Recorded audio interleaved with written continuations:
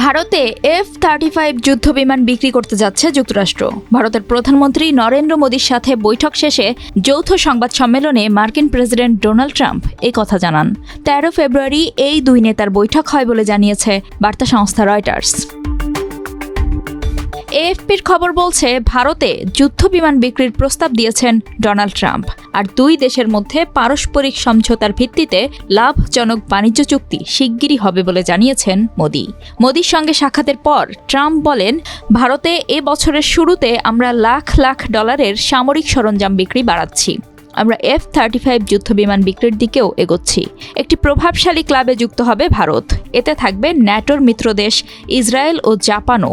এই ক্লাবভুক্ত দেশগুলো F-35 যুদ্ধবিমান কেনার অনুমতি পাবে।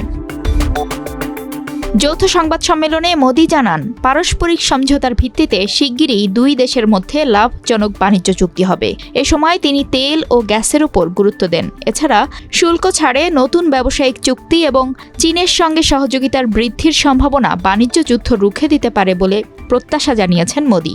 এই সাক্ষাতের কদিন আগেই যুক্তরাষ্ট্রে আমদানি করা প্রতিটি দেশের পণ্যে শুল্ক আরোপের রোডম্যাপ ঘোষণা করেছেন ট্রাম্প।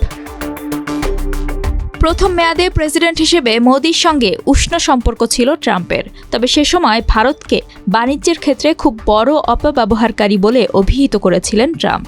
ভারতে ওই সময় ইস্পাত ও অ্যালুমিনিয়ামের ওপর আরোপিত শুল্কের প্রভাব পড়েছিল। তবে মোদির সঙ্গে ওভাল অফিসে সাক্ষাতের সময় ট্রাম্প জানান, তারা অর্থাৎ ভারত আমাদের কাছ থেকে প্রচুর তেল ও গ্যাস কিনতে যাচ্ছে। ভারত ও যুক্তরাষ্ট্রের মধ্যে আমরা চমৎকার বাণিজ্য চুক্তি করতে যাচ্ছি।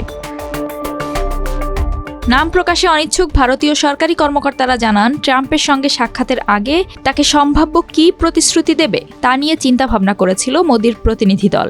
এর মধ্যে অন্তর্ভুক্ত ছিল তরলীকৃত প্রাকৃতিক গ্যাস, LNG, যুদ্ধযান ও জেট ইঞ্জিন ক্রয় বাড়ানোর বিষয়ও। হোয়াইট হাউসে ট্রাম্পের পাশে বসে মোদি জানান, প্রেসিডেন্ট ট্রাম্পের কাছ থেকে আমি যে ব্যাপারটি শিখেছি এবং গভীরভাবে যেটির প্রশংসা করি তা হলো জাতীয় স্বার্থকে তিনি সবকিছুর ওপরে রাখেন, আর তার মতো আমিও সবকিছুর ওপরে ভারতের জাতীয় স্বার্থকে রাখি।